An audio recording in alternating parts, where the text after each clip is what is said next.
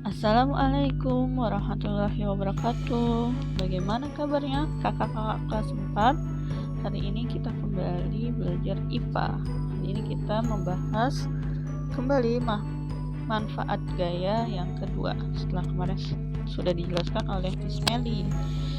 Hari ini Miss Lia akan membahas manfaat gaya gravitasi dan manfaat gaya gesek. Kita mulai dari manfaat gaya gravitasi ya. Manfaat gaya gravitasi yang akan dijelaskan ada 3. Yang pertama, gaya gravitasi berguna menahan benda-benda tetap berada di permukaan bumi. Jika tidak ada gaya gravitasi, benda-benda akan berhamburan dan saling bertabrakan. Benda-benda di bumi juga dapat terlempar keluar angkasa. Selanjutnya, yang kedua, gaya gravitasi menjaga atmosfer tetap berada di permukaan bumi. Atmosfer melindungi bumi dari radiasi sinar matahari dan benda-benda luar angkasa. Yang ketiga, gaya gravitasi bumi menjaga agar bulan serta satelit buatan tetap berada di posisinya. Bulan dan satelit buatan terikat oleh gaya tarik bumi sehingga tidak melayang keluar angkasa. Manfaat satelit buatan antara lain untuk komunikasi, memperkirakan cuaca, dan penelitian.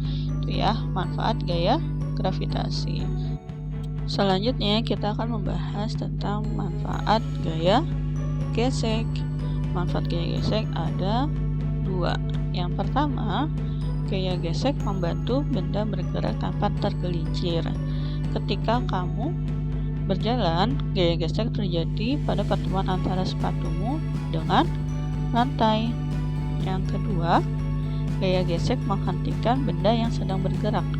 Ketika kamu ingin menghentikan sepeda yang kamu kayuh, kamu menekan karet rem. Karet rem akan mencengkram pelek agar roda berhenti berputar. Cengkram karet rem tersebut memberikan gaya gesek pada pelek.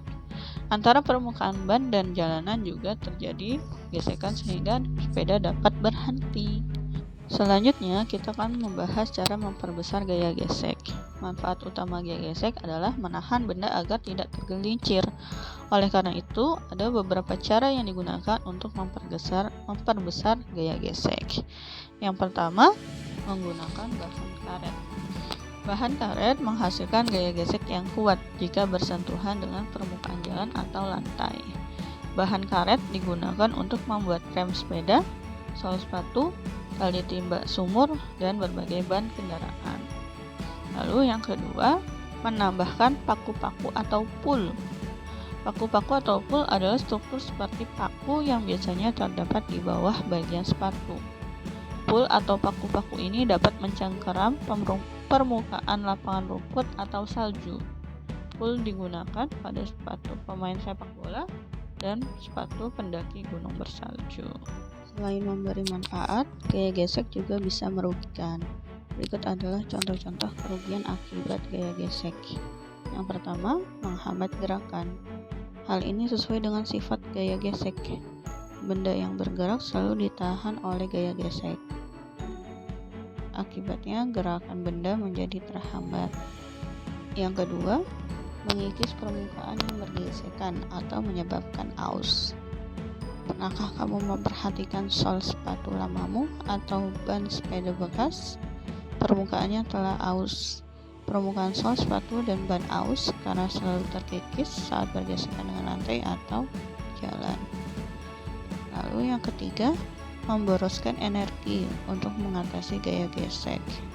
Agar benda dapat bergerak, gaya gesek yang muncul harus dilawan. Artinya, diperlukan adanya gaya tambahan. Gaya tambahan diperoleh dari energi. Oleh karena itu, energi yang dibutuhkan juga bertambah. Contohnya, kamu memerlukan tenaga yang lebih kuat untuk menarik benda di atas karpet daripada benda di atas yang licin.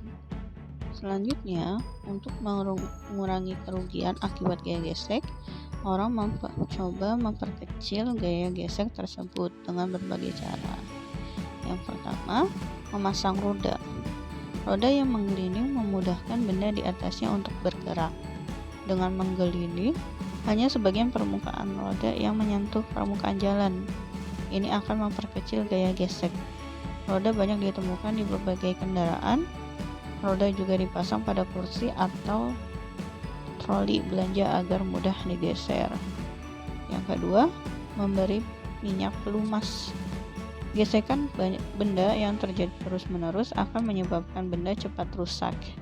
Misalnya, gesekan antara bagian-bagian mesin kendaraan.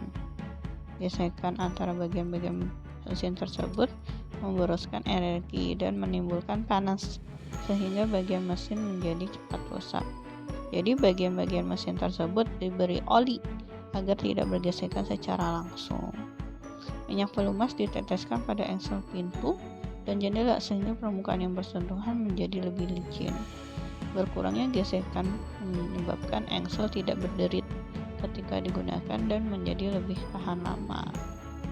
Lalu yang ketiga, cara mengurangi gaya gesek dengan menghaluskan permukaan benda. Gaya gesek dapat diperkecil dengan cara menghaluskan permukaan benda yang bergesekan. Permukaan yang halus akan mempermudah benda bergerak. Permukaan jalan raya dihaluskan dengan lapisan aspal.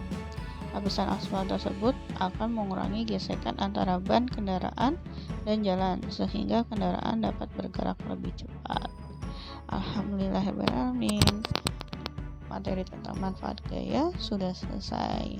Terima kasih kakak-kakak yang sudah menyaksikan video ini dan memahami materi hari ini. Wassalamualaikum warahmatullahi wabarakatuh.